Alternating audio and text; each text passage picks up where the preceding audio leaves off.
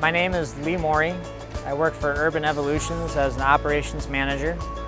Downtime has been a huge factor for this organization.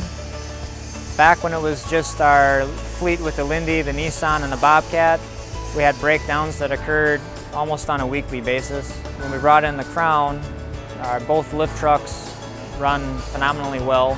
The reliability, the durability, the performance. We have not had to stick a dime in the maintenance so far. Every day they perform just as well as they did the previous day.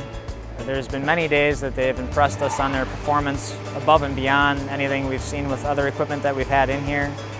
In the wintertime, the bigger unit with pneumatic tires has been able to run through the snow before plow trucks are here to get bundles of wood and bring the wood inside the building so that we can process it. And also we have used the cushion tire unit outside quite frequently, and it has not run into any issues in our yard getting stuck, performing just as well as the bigger unit. The on-demand cooling on the Crown units has been huge for us because we can take the 6,500-pound pneumatic unit on our dock loading ramp, and it can load trucks, go right into trailers even with the wide stance, and there's never been an issue.